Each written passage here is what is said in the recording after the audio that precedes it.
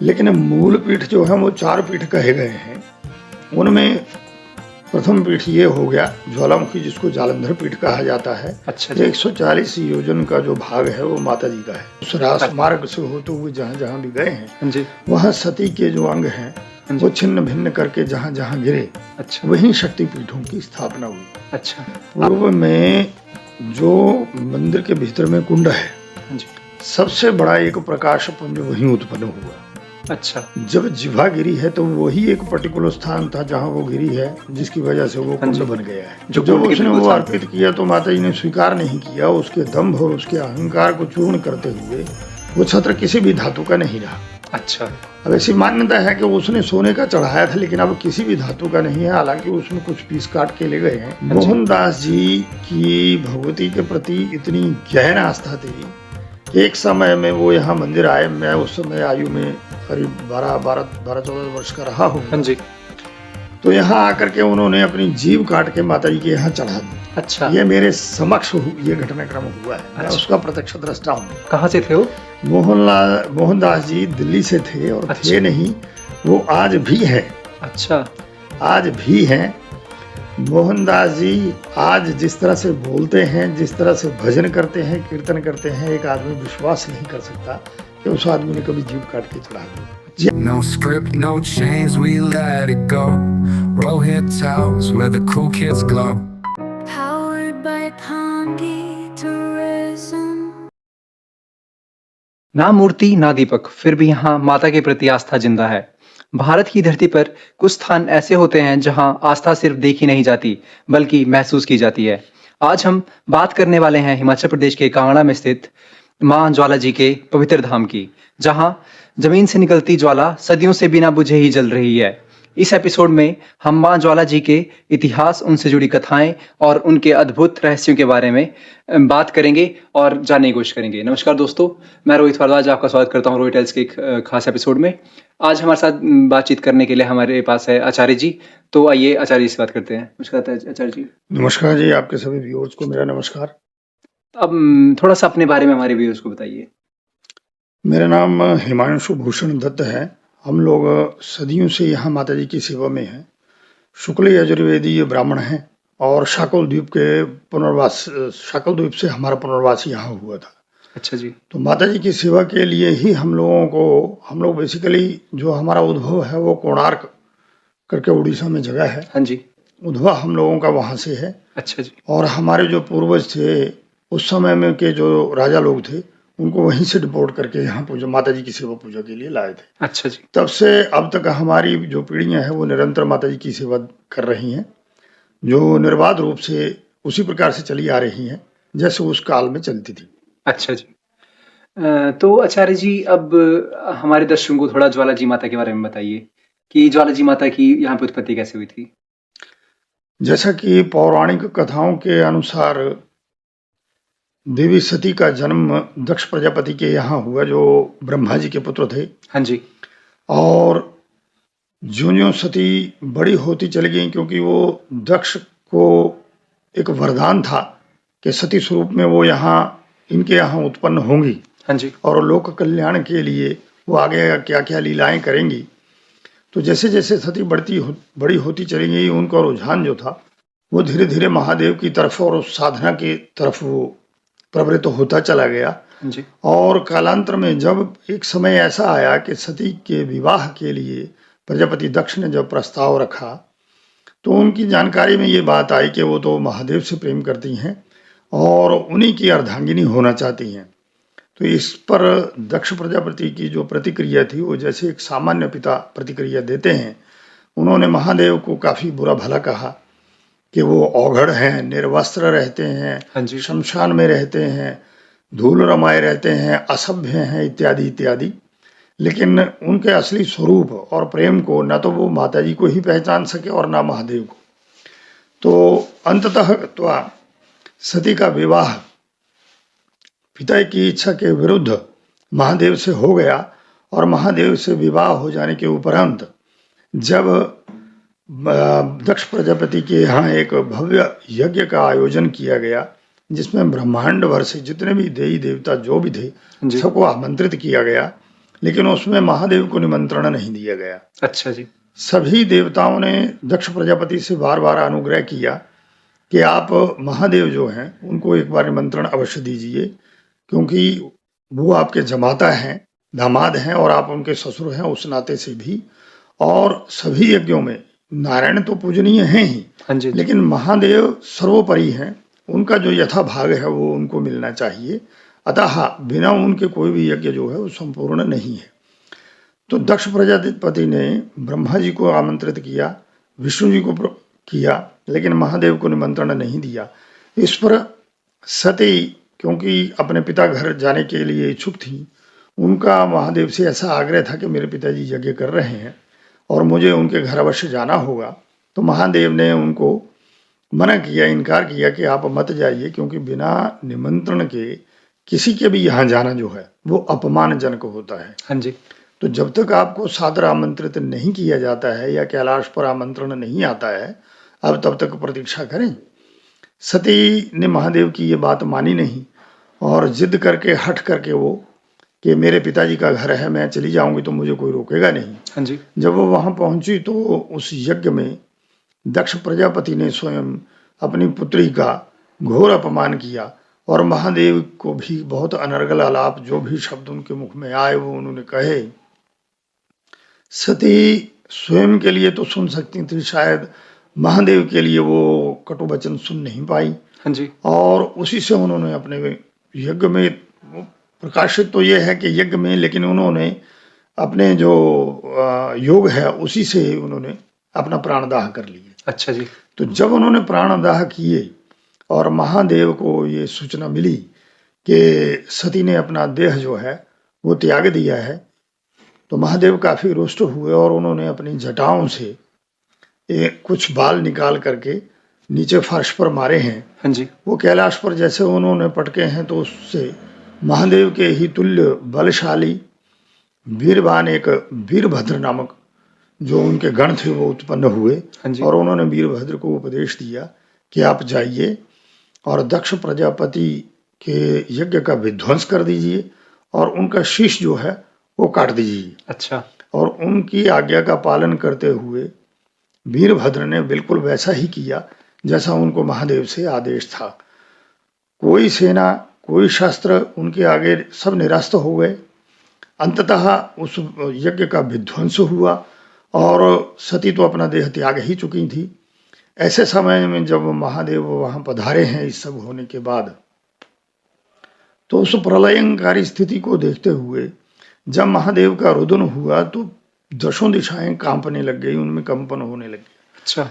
और उसी अवस्था में महादेव त्रिशूल पर सती के क्षत विक्षत शरीर को धारण कर दिग्भ्रमित हुए, हर जगह घूमते चले गए। वो कैलाश के लिए जाने के लिए तत्पर हुए। अच्छा। लेकिन जहां जहां से भी वो, जिस समय में महादेव उस रास्ते मार्ग से होते हुए जहां जहां भी गए हैं, हाँ जी। वहां सती के जो अंग हैं हाँ जी। वो छिन्न भिन्न करके जहां जहां गिरे, अच्छा। वहीं शक्तिपीठों की स्थापना हुई। अच्छा।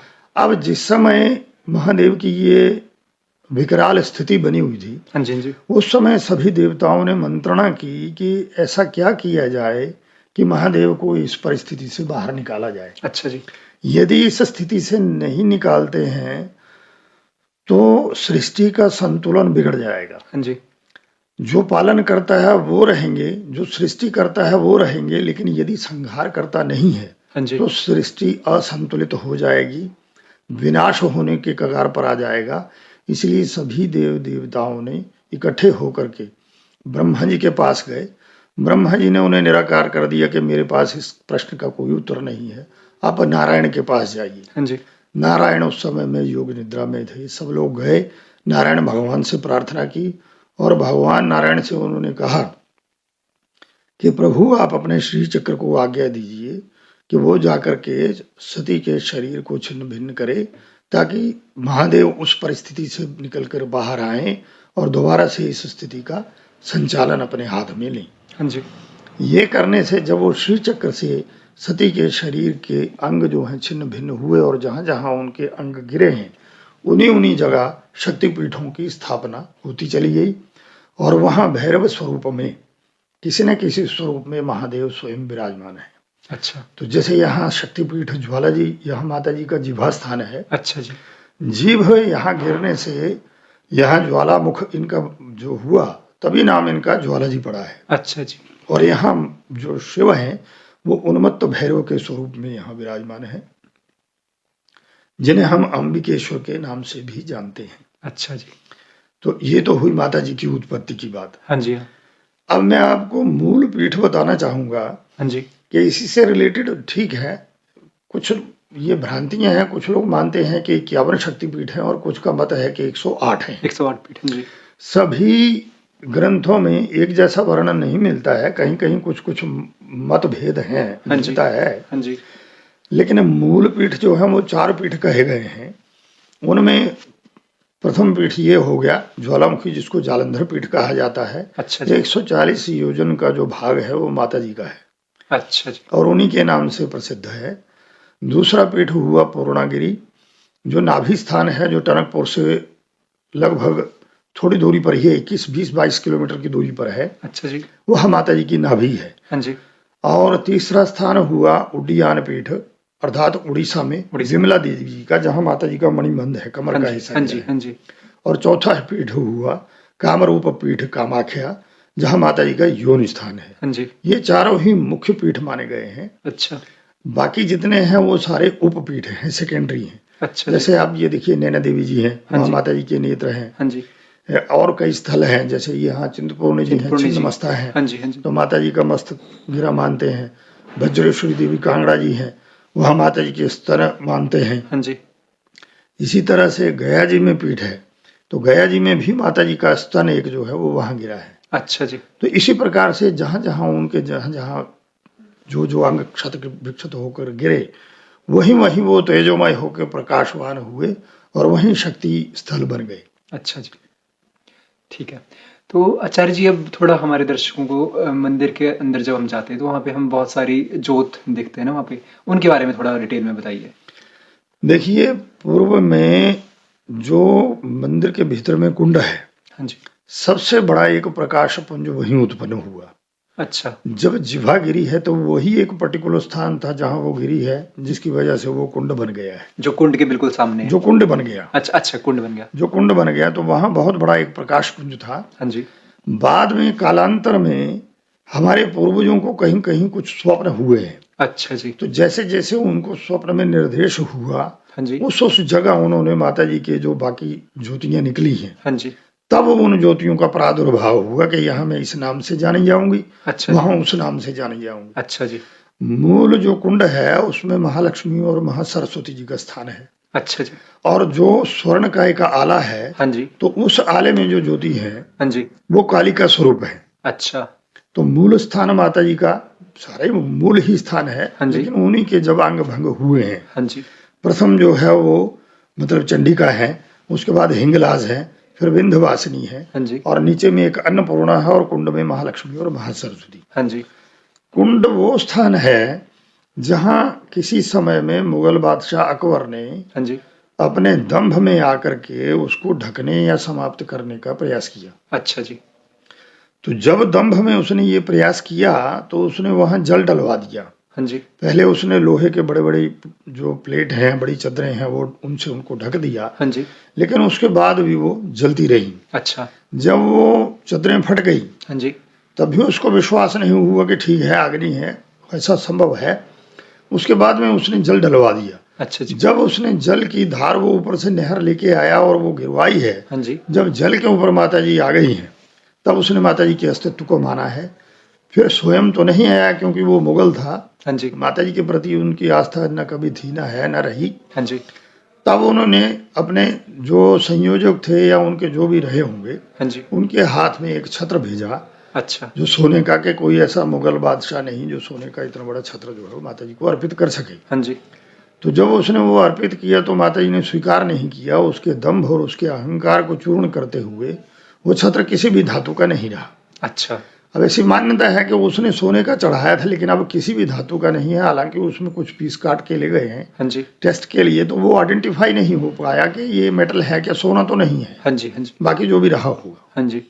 और इसी प्रकार से फिर जब ये सब कालांतर में चलता रहा, तो दुनिया में जब जैसे जैसे लोगों को इस माता जी के प्रकाश का पता चलने लगा, तो श्रद्धालु लोग पद यात्रा करके या अलग अलग वाहन करके या पौराणिक समय में गड्ढों पे या घोड़ों से, जैसे भी है, मतलब वैसे आने लगे और धीरे धीरे उनका प्रकाश बढ़ता चला गया। अच्छा जी।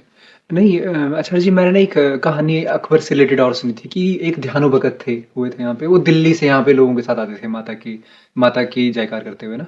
तो मैंने कहानी सुनी थी कि उस अकबर ने उसका घोड़े का सर काट दिया था। अकबर की ऐसे ही सुनते हैं, ऐसे कथानक हैं हाँ जी। कि उसके नवरत्नों में बीरबल करके एक रत्न हुए, हाँ जी। उनके मंत्री हुए। हाँ जी। तो इसी प्रकार जब वो कोई क्या है कि आप कहीं भी अपने स्थान के हैं, आपको अपना स्थान इतना प्रिय होता है, हाँ जी। भले वहां कुछ अभाव रहे हों, हाँ जी। भले वहां कैलेमिटीज रही हो, कुछ भी रहा हो, लेकिन आपको अपना स्थान हमेशा प्रिय प्यारा होता रहता है। है। हाँ जी। जहां से आपकी पैदाइश है, आप जन्मे हैं, हाँ जी। वो स्थान आपके लिए सर्वमान्य है। हाँ जी। आपके लिए वही सबसे बड़ी, जो क्या कहेंगे उसको, उर्दू का शब्द मैं यूज नहीं करना चाहता, आपके लिए वही संसार है मतलब। हाँ जी। तो कहने का मतलब ये है कि जब वो प्रशंसा करते थे कि हाँ जी हमारे वहाँ ये है, वो है, वहाँ इस तरह से ज्योतियां जलती हैं, हाँ जी। तो उसको विश्वास नहीं हुआ। ध्यानु भगत के ध्यानु जब यहाँ आए हैं, हाँ जी। तब वो उन्होंने ये चीज देखी है, तो उनका जो माता जी के प्रति ध्यानु जी की जो आस्था थी, हाँ जी। वो इतनी गहन आस्था थी। तब अकबर ने उनके समक्ष ये शर्त रखी कि मैं उस समय आपकी ये माता जी को मानूंगा कि अगर मेरे कटे हुए घोड़े का सिर अगर उनको लगा के दे देंगे, तब मैं मान जाऊंगा कि हाँ जी वो पुनर्जीवित करने की अगर क्षमता है, अच्छा जी। तो मैं मानता हूं कि वो कर सकते हैं। हाँ जी। तो फिर ध्यानु जब यहाँ आए हैं, तो उन्होंने यहाँ तक कि अपना ही शीरीष काट के माता जी की अर्पित कर दिया है। तो जब वो सब घटनाक्रम हुआ उसके बाद से, तब अकबर की भी आस्था बढ़ी। उसकी आस्था बढ़ी नहीं, लेकिन लोगों की जो मान्यता। कथानक, हाँ हाँ, जी। उनमें मान्यता इतनी हो गई हाँ जी। कि सबको लगा कि नहीं ये सत्य में है। अच्छा। और मैं आपको एक प्रत्यक्ष उदाहरण बताना चाहूंगा। हाँ जी। लगभग अब से कोई 33 से 35 वर्ष पूर्व की बात है। हाँ जी। हमारे एक जानने वाले सज्जन हैं जिनका नाम मोहनदास है। हाँ जी। मोहनदास जी की भगवती के प्रति इतनी गहन आस्था थी कि एक समय में वो यहाँ मंदिर आए। मैं उस समय आयु में करीब 12-14 वर्ष का रहा हूँ। हाँ जी। तो यहाँ आकर के उन्होंने अपनी जीभ काट के माता जी के यहाँ चढ़ा दी। अच्छा। ये मेरे समक्ष ये घटनाक्रम हुआ है। मैं अच्छा। उसका प्रत्यक्ष दृष्टा हूँ। कहाँ से थे वो? मोहनदास जी दिल्ली से थे, और अच्छा। थे नहीं, वो आज भी हैं। अच्छा। आज भी हैं मोहनदास जी। आज जिस तरह से बोलते हैं, जिस तरह से भजन करते हैं, कीर्तन करते हैं, एक आदमी विश्वास नहीं कर सकता कि उस आदमी ने कभी जीभ काट के चढ़ा दी। ये हमने प्रत्यक्ष प्रमाण स्वयं देखा है। अच्छा जी। फिर क्या हुआ उसके बाद जब उन्होंने अपनी जीभ काट दी? जीभ काट दी तो उनके मन में भी यही था कि माता जी अब मैंने तो ये जीभ आपको अर्पित कर दी है। अच्छा। अब ये आप जब कटे घोड़े का सिर लगा सकती हैं, या ध्यानु अपनी गर्दन दे तो वो लगा सकती हैं, हाँ जी। तो फिर मैं मेरी भी जीभ, अब मेरी आवाज वापस आए तब मैं मानू, नहीं तो मैं नहीं मानता। अच्छा। बड़े अचंभे की बात है कि वो दिल्ली में मस्जिद मोड़ करके जगह है, वो वहां के रहने वाले थे, अभी वहीं रहते हैं। अच्छा जी। वो वहां से सैकड़ों बार पैदल आए हैं। अच्छा। सैकड़ों बार पैदल आए हैं। और माता जी के प्रति उनकी जो गहन आस्था थी कि उनको, वो कहते हैं कि मुझे आदेश होता था कि मोहन मेरे दर्शनों के लिए आओ, और वो उठ के चल देते, रात में ही चल देते थे। अच्छा। तो जिस समय उन्होंने ये किया है, तब ऐसा प्रत्यक्ष प्रमाण हुआ कि भगवती कृपा से 3 महीने के अंदर उनकी जीभ, 3 महीने के अंदर उनकी अंतराल में जीभ रिपेयर भी हो गई, और वो धीरे धीरे बोलने भी लग गए। और आज इतना स्पष्ट बोलते हैं, भेंटे गाते हैं, वो भजन गाते हैं। अच्छा। मतलब अविश्वसनीय है। हाँ जी। हाँ जी। तो ऐसे प्रत्यक्ष प्रमाण बहुत से हैं। वो कहते हैं कि प्रत्यक्ष को प्रमाण की आवश्यकता नहीं होती। हाँ जी। ये तो एक सजीव लोगों की मैं बात कर रहा हूँ। हाँ जी। अब माता जी के एक चमत्कार और सुनिए। हाँ जी। यहाँ से माता जी, नैना देवी माता जी से मिलने जाती हैं। हाँ जी। खासकर सावन के महीने में ये प्रकरण अधिक होता है। उस समय में घोर आंधी, तूफान और बारिश रहेगी, हाँ जी। और यहाँ ज्योतियां शांत हो जाती हैं। अच्छा। यहाँ से शांत होने के बाद वो 1 या 2 मिनट का ये प्रोसेस होता है। शांत? हाँ बिल्कुल शांत होती है, चली मतलब? जाती हैं। अच्छा, बुझ यानी जाती। हाँ, अच्छा। आप दीपक दिखाइए, धूप दिखाइए, वो जलेंगी नहीं। अच्छा। और वहाँ नैना देवी। मंदिर के अंदर में वृक्ष है। हाँ जी। पीपल का पेड़ है, तो पीपल के पत्ते पत्ते पे ज्योति होती है। अच्छा। श्रद्धालु देखते हैं। मंदिर मैनेजमेंट अनाउंसमेंट कर देती है कि ज्योतियां आ चुकी हैं, जिनको दर्शन करने हैं वो तुरंत आ जाएं। अच्छा जी। आप हाथ करेंगे, हाथ पे आ जाएंगी, शीश पर आ जाती हैं। प्रसाद रखेंगे, प्रसाद पे आ जाएंगी। एक आध 1.5 मिनट के लिए होता है, उसके बाद वो वहां से यहाँ आ जाती। अच्छा।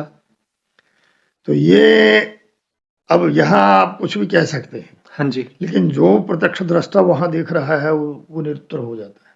जी। और ये मेरी कहीं किंवदंती नहीं, अब तो YouTube पर लोगों ने बहुत कुछ डाल रखा है, आप हाँ जी। देखेंगे कभी तो पता लगेगा। हाँ जी। हाँ। ऐसा ही प्रकरण चिंतपूर्णी में भी होता है। चिंतपूर्णी और नैना देवी मैंने दोनों सुना था। सर जी, मंदिर के प्रांगण में जो हम देखते हैं बहुत सारे मंदिर हैं, उनके बारे में थोड़ा बताइए कि किस किस के मंदिर है वहाँ? मंदिर प्रांगण में जो अब नए बने हैं, एक शयन आरती एक जगह होती थी जो बीचों बीच मंदिर है, मौलशही वृक्ष के सामने में जी। वो माता जी की पौराणिक मूर्ति है। हमारे पूर्वजों द्वारा किसी समय में वो स्थापित की गई थी। पहले शयन आरती मुख्य मंदिर के अंदर ही होती थी। हाँ जी।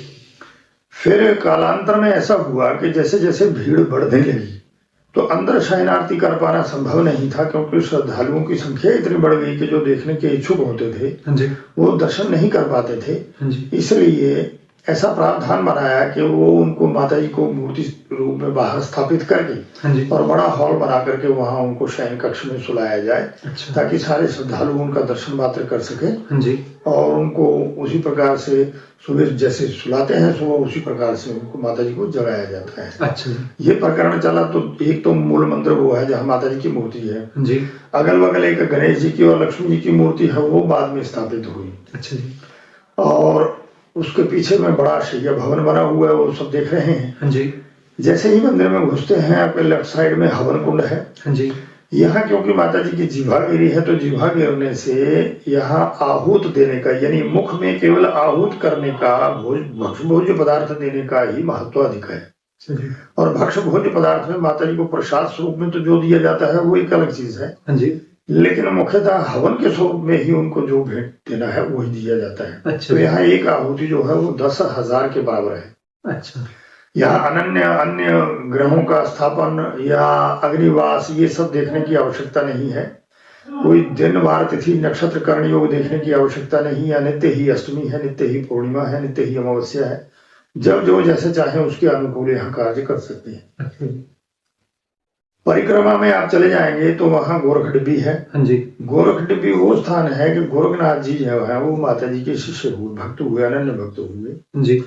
तो गोरखनाथ जी को माता जी ने आदेश किया कि आप जाकर के भिक्षा करके लाइए, ऐसी किंवदंती है। हाँ जी। ऐसा कथानक है जो हम लोगों ने सुन रखा है। हाँ जी। तो जब गोरखनाथ जी भिक्षा करने गए हैं, हाँ जी, तब कलयुग का आरंभ हो गया। अच्छा। अब क्या है कि गोरख डिब्बी में एक पर्टिकुलर एक स्थान है जहाँ छोटा सा पौंड है, उसमें पानी उबल रहा है। हाँ जी। लेकिन वो शीतल है, ठंडा है। हाँ जी। तो माता जी के आदेशानुसार गोरखनाथ जी भिक्षा करने चले गए। हाँ जी। और वो लौटे नहीं। फिर गोरखनाथ जी के जो शिष्य हैं नागार्जुन, उनको माता जी ने भेजा है कि जाइए आप देख के आइए कि गोरखनाथ जी कहाँ रह गए, उनको ढूंढ के लाइए। जब नागार्जुन ढूंढने गए हैं, हाँ जी, तब उनको आकाशवाणी हुई है कि आप वापिस चले जाइए, मैं सतयुग आरंभ होने पर ही लौटूंगा। अच्छा जी। तब गोरखनाथ जी जहां गए वहां पहुंच गए। हाँ जी। वो कहा लुप्त प्राय हो गए, कोई नहीं जानता। नागार्जुन का स्थल ऊपर है, सबसे टॉप में हाँ जी। उनका स्थान बना है। अच्छा। और उस पौंड में पानी अब भी उबल रहा है, लेकिन शीतल है। हाँ जी। तो वहां 2 ज्योतियां हैं। हाँ जी। माता जी का स्वरूप वहां भी है। पूर्व काल में ये मंदिर का ही एक हिस्सा हुआ करता था, पर किसी समय में एक नाथ जी को आकर के वहां बिठाया। हाँ जी। और जब नाथ जी वहां बैठे हैं तो वो अपने संपर्क के, अपने संबंध के नाथ संप्रदाय के लोगों को ला करके उन्होंने वहां आधिपत्य कर लिया है अलग से। हाँ। फिर वो सरकारों का हस्तक्षेप हो गया, तो सरकारों ने मंदिर तो अधिग्रहण कर लिया, लेकिन वो गोरख डिब्बी को अधिग्रहित नहीं कर पाए। अच्छा जी। वो अभी नाथ संप्रदाय के पास है। अच्छा जी। उन्हीं के बगल में राधा कृष्ण मंदिर है। हाँ जी। राधा कृष्ण मंदिर में भी एक ज्योति जल रही है। अच्छा। राधा कृष्ण मंदिर से ऊपर में एक शिव शक्ति मंदिर हुआ करता था। हाँ जी। जहाँ एक छोटा सा शिवलिंग है, आज भी है। और शिवलिंग के साथ में हालांकि मैक्सिमम इतनी दूरी पर, करीब कोई 4 इंच की दूरी पर एक ज्योति जला करती थी। हाँ जी। शिव शक्ति नाम ही इसलिए पड़ा उनका। हाँ जी। तो 1977 में अर्थक्वेक हुआ है, वही ज्योति जो है वो शिव शक्ति वाली वो राधा कृष्ण मंदिर में आ गई, अच्छा। नीचे आ गई। अच्छा जी। उसके बाद से वहां पे जलना बंद हो गई थी। अब ऊपर जलना बंद हो गई है। अच्छा जी। अब इसी से प्रेरित होकर बहुत लोगों के मन में ये बात आई कि ये अगर शिफ्ट कर सकती है हाँ जी। तो बाकी भी शिफ्ट कर सकती हैं। हाँ जी। तो ऑयल एंड नेचुरल गैस और सीजीजी कंपनी वालों ने यहाँ आकर के हाँ जी। बहुत सारी खुदाई की, बहुत समय यहाँ बिताया। लगभग करीब 40 से ज्यादा वर्षों तक उन्होंने इस क्षेत्र में आकर के ऐसा काम किया कि वो उनकी ऐसी मान्यता थी कि यहाँ से बहुत बड़ी नदी जो है वो गल्फ कंट्री की तरफ जा रही है। अच्छा। पेट्रोलियम सब्सटेंस की। अच्छा, ओएनजीसी। हाँ। अच्छा। उसी को लेकर के वो खुदाई करते रहे, सब कुछ देखा, लेकिन उनको अंततः कुछ हाथ लगा नहीं। हाँ जी। दूसरी बात ये है, ठीक है, उसके बाद तो उन्होंने सब वाइंड अप किया और वो चले गए। हाँ जी। अब उसमें एक बात और है कि मान लीजिए 2 मिनट के लिए हम ये मानते हैं कि ये वोल्केनिक प्लेस हो सकता है। हाँ जी। कभी तो सेंसिटिव होना होगा। अब इसके ऐसे प्रमाण मिलते हैं कि ये पांडवों के समय से है, मतलब वो इतिहासकार तो नहीं बता सकता क्योंकि प्री हिस्टोरिक है। हाँ जी। लेकिन वो पौराणिक उसका विवरण मिलता है कि यहाँ ये स्थान जो है वो शक्तिपीठों में माता जी का ये स्थान यहाँ है। अब जो वहां है उसमें जो ज्योतियां हैं अंदर, हाँ जी, वो समय समय पर अपने रंग बदलती हैं। किसी भी ज्योति का जो रंग है वो हर समय एक जैसा नहीं होगा। अच्छा। जो आले में ज्योति है, कभी उनका वर्ण जो है वो नीला होगा, कभी पीला रंग हो सकता है, कभी ऑरेंज हो सकता है, कभी कोई और रंग हो सकता है, ऐसे है। अच्छा जी। इसी प्रकार से सब अन्य ज्योतियों का भी है। अच्छा जी। तो कहने का मतलब ये है। अच्छा, दूसरी बात, साइंस के जो स्टूडेंट्स हैं वो ऐसा मानते हैं। हाँ जी। वे उसमें कोई अडरलेस स्मेल होनी चाहिए। हाँ जी। अगर वो सल्फर है तो उसका एक पर्टिकुलर कलर होना चाहिए। हाँ जी। पर जो वहां ना तो वो किसी प्रकार की आपको स्मेल वहां मिलेगी। हाँ जी। और ना ही वो एक पर्टिकुलर कलर मिलेगा। वो it changes its colour by the time. वो करती रहती है, कब कब चेंज होगा ये वही जानती है। अच्छा जी। सेकेंडली क्या है, जब आज भी हम इतना सा पात्र लेते हैं तो माता जी को उसमें जल पिलाते हैं लोटों में, तो जल लोटे में ज्योति आ जाती है। अच्छा। अब मान लीजिए 2 मिनट के लिए कोई कुछ भी कह दे कि हाँ जी दीवारों से निकल रही है लेकिन लोटे में जल रही है, तो वो क्या है, फिर वो क्यों आई? हाँ जी। तो वो किसी के पास उत्तर नहीं, जबकि लोटे में जल भी रहता है। हाँ जी। तो जल के ऊपर आ जाने से वो उसके लिए कोई प्रमाण नहीं। हाँ जी। तो कथानक के लिए आदमी अपनी बात को पुख्ता करने के लिए साइंस चलो कुछ भी कह देगी। हाँ जी। लेकिन जो धर्मशास्त्र है वो साइंस से बड़ा अलग है और बहुत दूर है। हाँ जी। इसलिए उनको साइंटिफिकली तुलना करना। अब जब नैना देवी जाएंगी तब यहाँ से देखेंगे तो फिर आदमी बहुत चक्का हो जाता है कि वहां तो कुछ भी है क्या है। हाँ जी। और मैंने ये भी सुना है, मतलब पढ़ा था कि ओएनजीसी से पहले जब ब्रिटिश काल था तो उस टाइम भी अंग्रेजों ने काफी यहाँ पे वो ट्राई किया था। सबने देखिए अपने अपने समय काल में रिसर्च की है, लेकिन रिसर्च में उनको कुछ मिला नहीं। हाँ जी।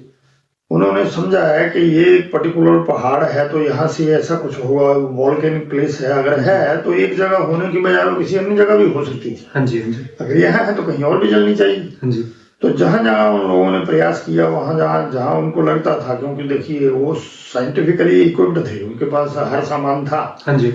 अब जब उन्होंने ट्रेस किया है तो उनको वहां कुछ मिला नहीं। हाँ जी। इनफैक्ट मैंने शायद ये भी सुना है कि नासा के कुछ साइंटिस्ट ने भी यहाँ से कुछ एक्सपेरिमेंट के लिए वो करके ले गए। देखिए नासा के लिए तो मैं कोई ऐसा पुख्ता बात कहूंगा नहीं। मेरी जानकारी में केवल इतना है कि ऑयल एंड नेचुरल गैस और सीजीजी कंपनी वाले आए थे। हाँ जी। जी। एक आध कंपनी कोई और थी शायद। अच्छा। तो 3-4 कंपनियों ने अलग अलग समय में यहाँ काफी पैसा भी इन्वेस्ट किया और काफी कुछ लगाया उन्होंने, लेकिन अल्टीमेटली दे फाउंड नथिंग। अच्छा। कुछ मिला नहीं। ठीक है। तो सर जी, हमें जो आपने टिब्बी के बारे में बताया, गुरुनाथ जी की टिब्बी, उसके ऊपर भी एक मंदिर है, तारा देवी मंदिर, उसके बारे में थोड़ा बताइए। गोरख टिब्बी से राइट में चले जाएंगे तो तारा देवी है और गोरख टिब्बी से ऊपर शिवालय है। हाँ जी। शिवालय वो मंदिर है, हमारे पूर्वजों ने वहां महादेव की स्थापना की है, शिवलिंग की। अच्छा। नारदेश्वर शिवलिंग है वहां, वो लगभग 300 वर्ष पुराने स्थापित है। अब जिस समय में उन्होंने स्थापित की तो किन्हीं के यहाँ शायद कुछ, जैसे घर में कई बार कोई ऐसा निर्देश हुआ है या कोई पुत्र नहीं हो रहा है या किसी कारण से या कोई दोष ऐसा रहा होगा, तो ऐसी मान्यता करके हमारे यहाँ एक बड़ा कुनवा है, तो उन लोगों ने ये मान्यता की कि हम यहाँ महादेव को स्थापना देंगे, तब वो स्थापित किया गया। अच्छा। इसी प्रकार से जो तारा मंदिर है ऊपर, जो तारा मंदिर की स्थापना भी लगभग 300 वर्ष पूरे हो गए। यहाँ पहले पत्थर की मूर्ति थी, अच्छा जी। वो खंडित हो गई। फिर उसके बाद एक श्रद्धालु है पंजाब के, आईडी शर्मा जी हुआ करते थे, जी। तो उन्होंने आके ये मंदिर का जीर्णोद्धार भी कराया और वहाँ अष्टधातु की मूर्ति स्थापित करवाई। अच्छा जी। उसी से आगे चले जाएं तो परिक्रमा मार्ग में बटुक भैरव का मंदिर है जी। शिला पर है वो पूरे, जो बटुक भैरव है, जी। बड़ी मान्यता है उनकी, बड़ी दूर दूर से लोग आते हैं, जी। स्वदेशी विदेशी सब लोग आते हैं, खूब मानते हैं उनको। अच्छा जी। तो माता जी के बटुक हैं। और यहाँ से अगर तारा देवी की तरफ जाएं तो तारा देवी के पिछली तरफ आप चले जाएंगे जंगल की तरफ, और वहाँ उनका मंदिर है। अच्छा जी। उसी परिक्रमा में आगे निकल जाएंगे तो महादेव के जो भैरव है, जो माता जी के पति हैं, जी। उन्मत्त महादेव स्वरूप में अंबिकेश्वर महादेव, वो वहाँ विराजमान है। अच्छा। और इस तरफ अर्जुन नागा है। और बिल्कुल अगर टॉप में चले जाएं तो टेढ़ा मंदिर करके बोलते हैं, वो राम सीता जी का मंदिर है। अच्छा जी। 1965 में अर्थक्वेक हुआ, हाँ जी। उस समय में वो मंदिर ऐसे टिल्ट हो गया, अच्छा। तो तब से वो ऐसे टिल्टेड ही है। तो ऐसी मान्यता है कि वो भगवान की ही शक्ति से वो टिका हुआ है, अच्छा जी। तब से वैसा ही है। आचार्य जी, मैंने सुना था कि जो यहाँ पे महाराजा रणजीत सिंह थे, उनने जब अहमद शाह अब्दाली के साथ उनका जब युद्ध हुआ था, जब वो जीते थे, तो उसके बाद 25% सोना यहाँ पे डोनेट किया था, 25% उन्होंने काशी विश्वनाथ जो मंदिर है वहां पे, और 50% जो स्वर्ण गोल्डन टेम्पल है वहां पे। ये बात सच है क्या? देखिए, ये संभवतः ऐतिहासिक बातें हैं, क्योंकि ये इतिहास में कहीं ना कहीं दर्ज है। हाँ जी। निस्संदेह राज परिवार जो भी रहे हैं वो हमसे अलग नहीं थे। हाँ जी। महाराजा रणजीत सिंह जी हैं, या अगर मैं नैना देवी की बात करता हूँ तो हमारे गुरु गोविंद सिंह जी हैं जी। या कोई भी हैं, वो बड़ी भारी गहन आस्था रखते थे और मंदिरों के प्रति, और उन्होंने खूब डोनेशन दी है, इसमें कोई संदेह नहीं है। हाँ जी। जी भर के मंदिरों के संरक्षण के लिए उन्होंने स्वर्ण भी दिया है जी। और भी सेवाएं दी हैं, तो इसमें तो कोई संदेह नहीं है, वो दिया है उन्होंने। और रानी अहिल्याबाई होलकर का नाम आपने सुना होगा। हाँ जी। तो मंदिरों का मेरे हिसाब से जो जीर्णोद्धार उन्होंने किया, जितना सोना उन्होंने दिया है, हाँ जी। मतलब मुझे ऐसा लगता है कि तमाम सनातनी उनके ऋणी हैं। हाँ जी। हिंदू समाज उनका ऋणी है, जिन्होंने मंदिरों को सुरक्षित किया, चाहे वो महाराजा रणजीत सिंह जी हैं, चाहे गोविंद सिंह जी हुए, जो भी हो, मतलब वो इस श्रेणी में है कि उन्होंने सदैव इनको संरक्षित किया है, अपनी परंपराओं को आगे बढ़ाया है, कभी पीछे नहीं हटे हुए। अच्छा जी। और मुगलों का तो इतिहास रहा है कि मुगलों ने सदैव मंदिरों को लूटा है। हाँ जी। ये आज की नहीं, पहले की ही परंपरा है। मोहम्मद गौरी और मोहम्मद गजनवी जब लोग यहाँ आए हैं, हाँ जी। तो कांगड़ा किला पे उन्होंने 18 बार आक्रमण किया है। हाँ जी। हाँ जी। और उस समय में वो जितना भी सोना था वो सब यहाँ से ले गए। महाराजा रणजीत सिंह ने छत्र चढ़ाया है, हाँ जी। सोना अर्पित किया है, वो सारा इतिहास में दर्ज है। हाँ जी। दर्ज है। हाँ जी। अच्छा, तो आचार्य जी, अब हम बात करते हैं, जैसे नवरात्रि के टाइम पे यहाँ पे काफी विशेष पूजाएं वगैरह होती है, मैंने सुना है काफी श्रद्धालु आते हैं, तो उसको थोड़ा सा एक्सप्लेन करके बताइए। नवरात्र का अभिप्राय ही है नवरात्रि। माता जी के चरणबद्ध तरीके से उनके हर नवरात्रि में, मतलब नवरात्रि की प्रथम रात्रि से लेकर नवरात्रि तक उनके जो 9 स्वरूपों की जो पूजा है वो की जाती है। 4 नवरात्रि वर्ष भर में होते हैं, 2 प्रत्यक्ष हैं, 2 अप्रत्यक्ष हैं। जो प्रत्यक्ष हैं उनको श्रद्धालु लोग बड़ी भलीभांति जानते हैं। और कई लोगों की मान्यताएं होती हैं, जैसे अपने बच्चों के बाल उतारते हैं, कई वर्ष में एक बार यहाँ माता जी के दर्शनों के लिए आते हैं। वो एक ऐसा समय माना जाता है जिस समय में ऊर्जा का जो संचरण है वो अनंत गुना बढ़ जाता है। उस समय में नक्षत्र करण योग जो भी रहे होंगे, उनका प्रादुर्भाव और उनका सम्मिश्रण इस प्रकार से हो जाता है कि उस पर्टिकुलर स्थान की जो ऊर्जा है वो अनंत गुना बढ़ जाती है। अच्छा जी। और उसी ऊर्जा में सराबोर होने के लिए, भगवती की पूजा अर्चना के लिए श्रद्धालु सैकड़ों मील दूर से, यहाँ तक कि विदेशों से आते हैं, आ रहे हैं। हाँ जी। जो परोक्ष या अप्रत्यक्ष नवरात्रि हैं वो थोड़ा गुप्त पूजा के लिए, गुप्त इन द सेंस कि उनका नामकरण ही इसलिए ऐसा किया है कि गुप्त नवरात्रि, अर्थात कुछ ऐसी गोपनीय पूजा है। अच्छा जी।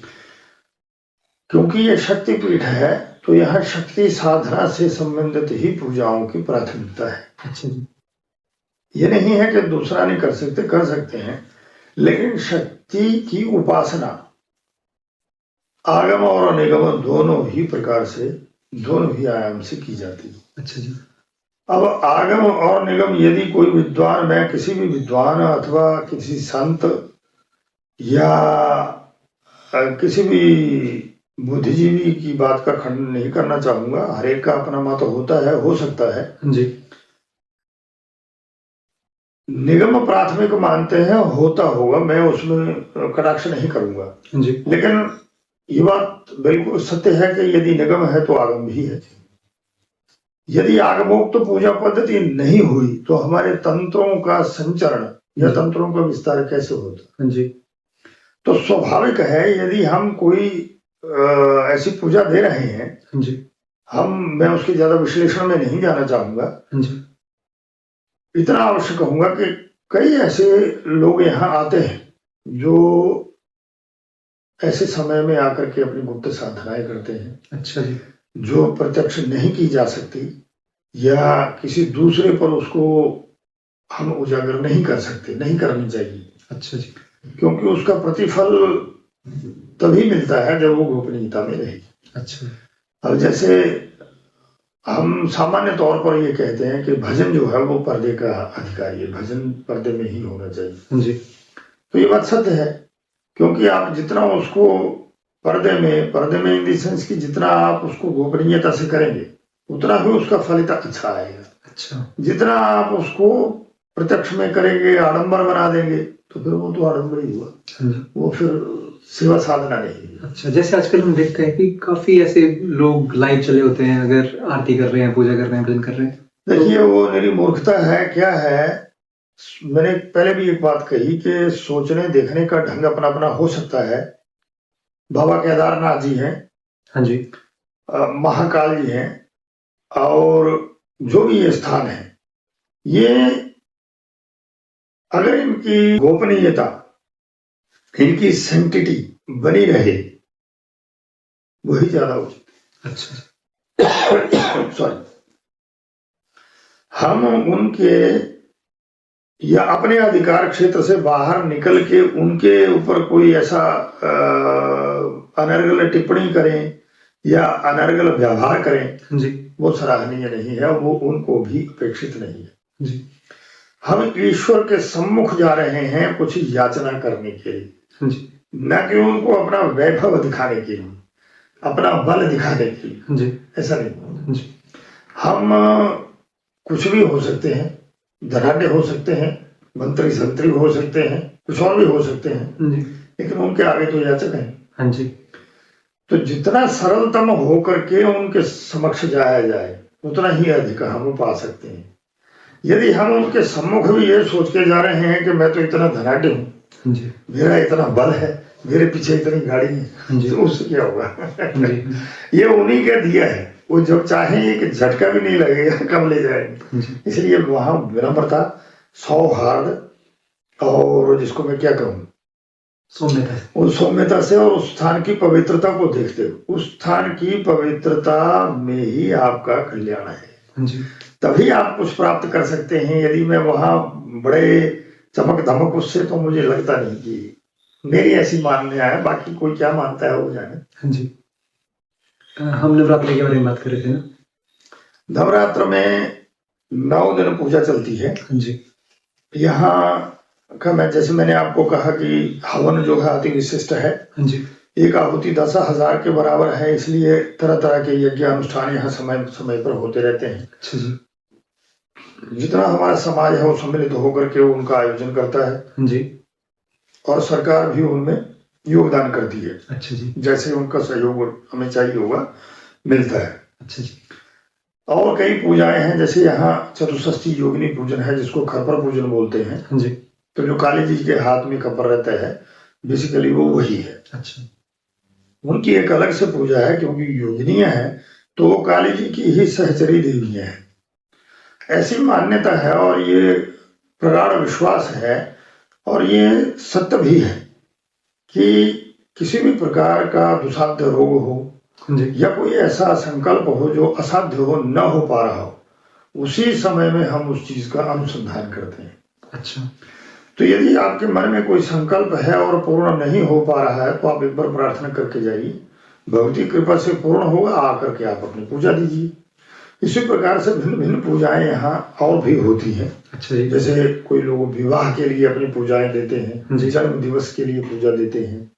सिर्फ हवन नहीं है, उसकी पूजाएं भी हैं अलग अलग। हाँ जी विवाहिक वर्षगांठ के लिए पूजा है और कई प्रकार की हैं। अलग अलग देवी देवताओं की बगलामुखी पूजा है, धूमावती जी की पूजा है, काली तारा की पूजा है। वो सब पूजाएं यहाँ दी जाती है क्योंकि महाकाली स्वरूप है ये। हाँ जी तंत्र में 2 कुल है, श्री कुल है और काली कुल है। अच्छा जी तो इनका जो स्वरूप है, क्योंकि ये स्वयं सती हैं, वही त्रिपुर सुंदरी हैं और वही काली हैं, इसलिए यहाँ कोई भेद ही नहीं है कि जी बगलामुखी की पूजा वहां होगी, फलाने की पूजा वहां, ऐसा नहीं।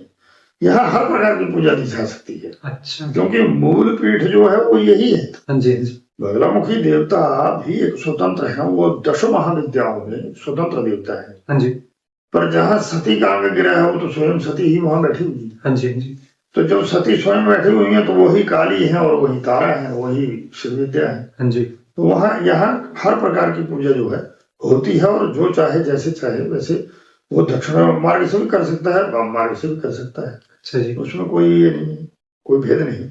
जैसा जिसका आचरण हो, जैसा उनके कुलाचार है, हाँ जी इस तरह से ये पूजा देते हैं, करते हैं। साउथ के बहुत लोग आ रहे हैं, वो भी पूजाएं दे रहे हैं। कई लोग हैं, जैसे जैसे मान्यताएं हैं, लोगों में श्रद्धा है। हाँ जी और आपके लामा लोग, तिब्बतन लोग, वो लोग भी आते हैं अच्छा। समय समय वो भी आके पूजा देते हैं, जैसे जैसे जिसको रुचता है। अच्छा जी अच्छा जी। तो हम देखते हैं जैसे YouTube पे देखते हैं आजकल हम, यही मैं जब रिसर्च कर रहा था ऐसे, मैंने भी, मुझे इतना कुछ पता था नहीं, तो कुछ बहुत सारे लोग ना ऐसे फेक नैरेटिव फैलाते हैं ऐसे। मैंने बहुत सारी ऐसी स्टोरी देखी थी जिनका कुछ ना सर था ना पैर था। ऐसे लोगों के लिए कुछ संदेश देना चाहते हैं आप? देखिए, मैं एक बात कहूंगा, लोगों की चाहना होती है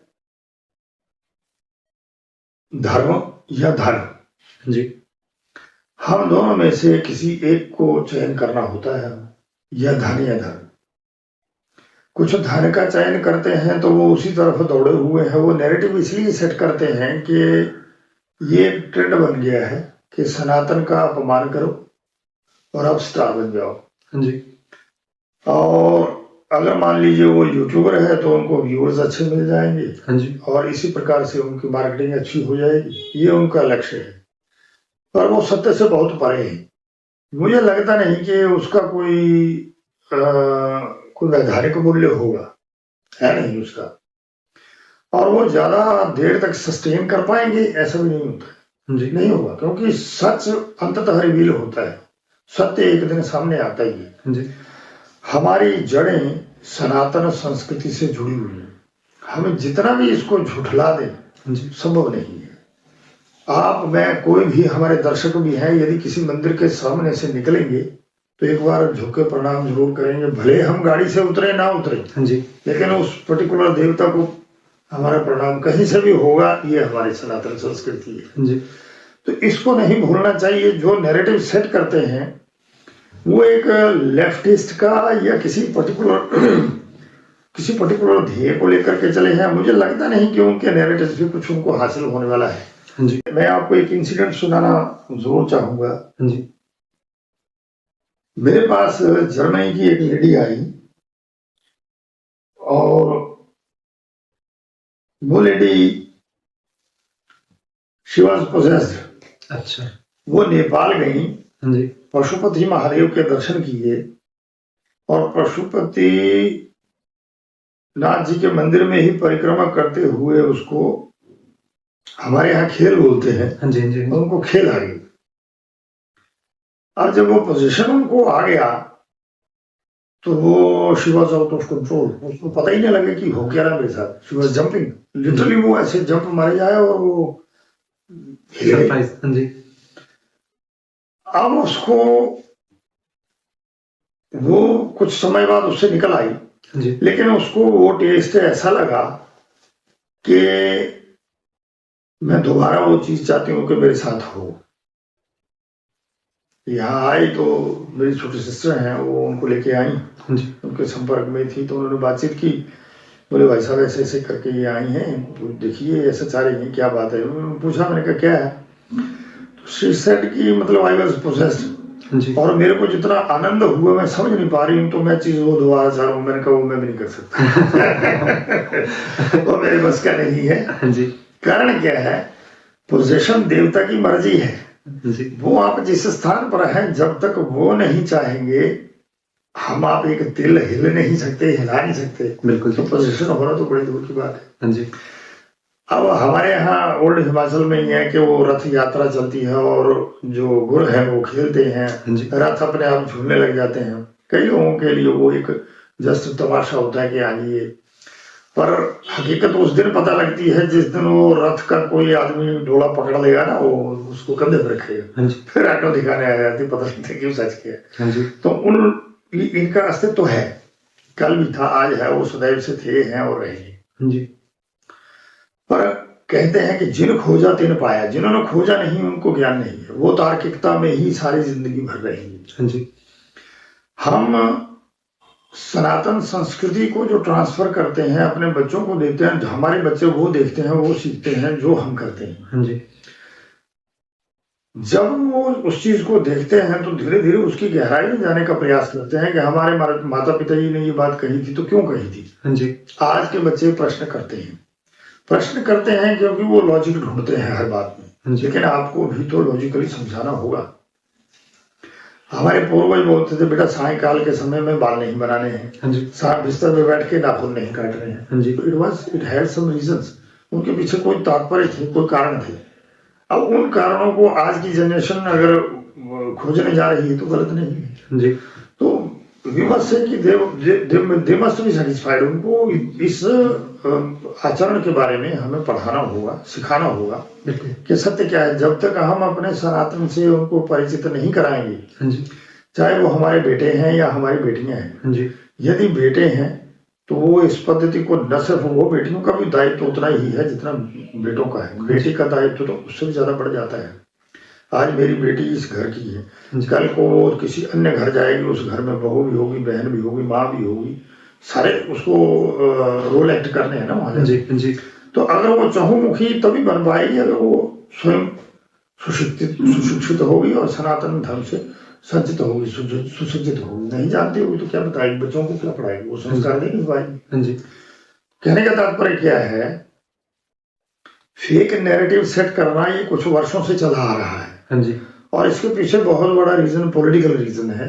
मुझे और नहीं लगता कि कोई और कोई कारण होगा, अच्छा जी क्योंकि ईश्वर को जिसको खींचना है वो जितना मर्जी नास्तिक हो आ जाता है। एक बार मैं एक स्टोरी आपको और सुनाता हूँ। हाँ जी आज से करीब 40 वर्ष पूर्व आसपास, मैं तब 8th या 9th में था, हाँ जी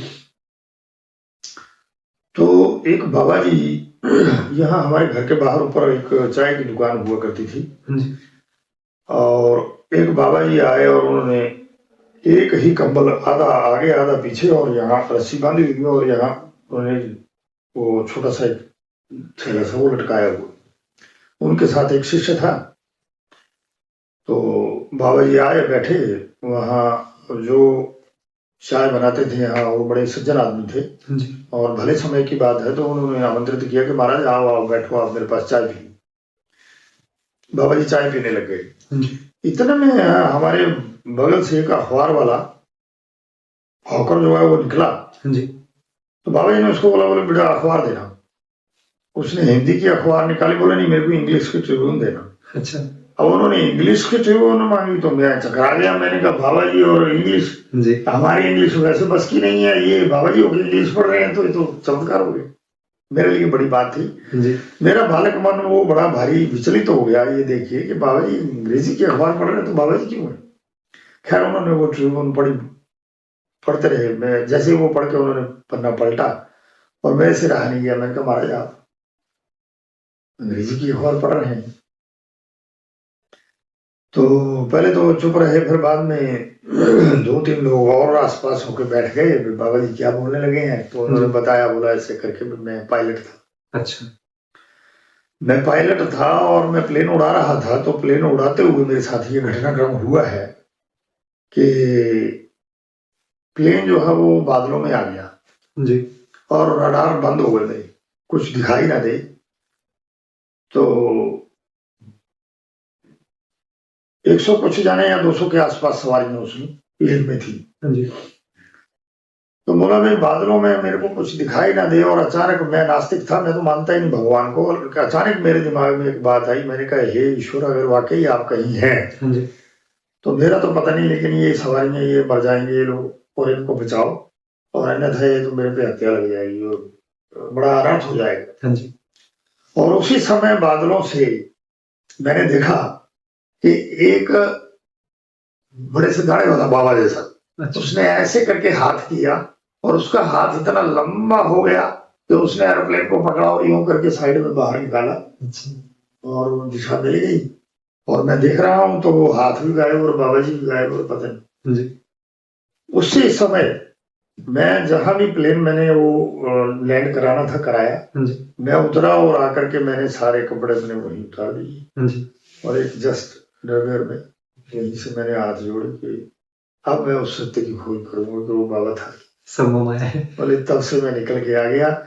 तो उनकी श्रीमती जी थी, जी। 2 बच्चे थे, जी। वो उनकी उन्होंने फोटो दिखाई मेरे को, सबने देखी यहाँ। जी। उसके बाद एक पायलट बाबा का आश्रम बना उत्तराखंड में। जी। मैं अभी वहां होके आया हूँ। अब ये पायलट बाबा वो हैं कि वो पायलट बाबा अलग थे, मैं नहीं जानता, क्योंकि ये 40 साल पहले, 40-42 साल पहले की बात है। लेकिन ये इंसिडेंट मैं लाइव बता रहा हूँ, मतलब मैंने उनको देखा है, मेरी बातचीत हुई है। और हैरानी की बात क्या है कि मेरी बेटी एक दिन एक बुक पढ़ रही थी, तो उसने मेरे को ये इंसिडेंट सुनाया, तो मैंने उसको बताया कि ये इंसिडेंट तो मेरे साथ बीता है, मतलब कहीं बुक में उसके पास वो रेफरेंस मिला, मेंशन था। मैंने कहा ये तो मेरे साथ हुआ, हम लोग यहाँ बैठे थे और ऐसे ऐसे करके वो ऐसा हुआ है। अच्छा। तो ये सत्य घटना है। तो आचार्य जी, आपने हमारे दर्शकों को इतनी सारी, मतलब इतनी एक्यूरेट हमारी हिस्ट्री जो थी माता जी के, उसके बारे में बताया। तो कोई लास्ट ऐसा मैसेज जो आप देना चाहते हो? देखिए, मैं इतना जरूर कहना चाहूंगा कि आइए, आप परिवार सहित आइए, सब लोग आए, माता जी के दर्शन करें। जी। व्यवस्थाएं अव्यवस्थाएं समय समय पर बदलती रहती हैं, किसी समय थोड़ा कष्ट भी होता है, परंतु अपने सनातन संस्कृति से जुड़े रहना और अपने बच्चों को ऐसा निर्देश देना, ऐसा उनमें संस्कार डालना, ये हर पेरेंट्स के लिए अति अनिवार्य है। उनको सनातन के प्रति सजग करिए, आने वाले समय के प्रति सचेत करिए, और वो सनातन संस्कृति से जुड़े रहें। इसलिए मैं ये कहूंगा कि यही मंदिर नहीं, आप कहीं भी मंदिर जाते हैं, अब ईश्वर में गहरा आस्था रखिए, अपने वेदों का, शास्त्रों का अध्ययन करिए, बच्चों को भी कराइए, ताकि उनमें सजगता पैदा हो। जो लॉजिकल बात वो आप कर रहे हैं जी। आप उनका अक्षरशः उत्तर दे सके। गीता भगवान श्री कृष्ण ने द्वारा ऐसे कहा, गीते अर्थात जो उन्होंने गाया, जो निर्देश दिया, वो सब गीता में है, सार उसमें है, अलग अलग शास्त्र है, उनमें इतना ज्ञान भंडार भरा पड़ा है। यदि हम उनका बच्चों को थोड़ा थोड़ा अध्ययन कराते रहेंगे तो यही हमारी नींव कल को वो सनातन संस्कृति के स्तंभ बन के खड़े होंगे। जी, मेरा ये सबसे आग्रह है कि आइए, माता जी के दर्शन करिए, जो आपके मंतव्य हैं भगवती वो भी पूर्ण करें जी, और आप सनातन संस्कृति में और दैदीप्यमान हो जी, वो आप तरक्की करें, ऐसा ही हमारी भक्ति से कामना है जी, यही कहना चाहूँगा। अच्छा जी। और साथ ही साथ मैं दर्शकों को ये भी कहना चाहता हूँ कि ज्वाला जी माता जो है वो सिर्फ एक मंदिर नहीं है, बल्कि एक याद दिलाने वाली ऐसी शक्ति है कि जब विश्वास नहीं सच्चा होता है किसी इंसान का, तो बिना सहारे की भी वहां रोशनी जल जाती है। बेशक। तो बहुत बहुत धन्यवाद आचार्य जी आपका, धन्यवाद। आपने बहुत कुछ हमारे दर्शकों को बताया। भविष्य में भी यदि किसी प्रकार की कोई आवश्यकता हो, यदि जितना मेरा सामान्य ज्ञान है, यदि मैं कुछ कह सकूं उस बारे में, तो अवश्य निर्देश करने का प्रयास करूंगा। और मेरा पुनः सबसे दर्शकों से यही आग्रह रहेगा कि आप लोग आइए, सनातन संस्कृति को और आगे बढ़ाइए। आज देश विदेश से जो लोग यहाँ आ रहे हैं, भगवती कृपा से दर्शन करके धन्य हो रहे हैं जी, और पूरा विश्व आज हमारी तरफ सनातन संस्कृति की तरफ मुड़ रहा है, वो हमें आशा भरी दृष्टि से देख रहा है। तो आप सजग होइए और सनातन के प्रति और सुदृढ़ होइए, ऐसी मेरी कामना है। भक्ति आप खूब सदा बनाए रखे, इसी तरह से प्रोत्साहित हो रहे। जी जय माता दी। जय माता दी। तो मैं सभी दर्शकों को ये कहना चाहता हूँ कि अगर आपको इस खास पॉडकास्ट से माता जी के इतिहास के बारे में कुछ जानने को मिला होगा तो काइंडली लाइक कीजिए, शेयर कीजिए, सब्सक्राइब करना ना भूलें। जय माता दी। जय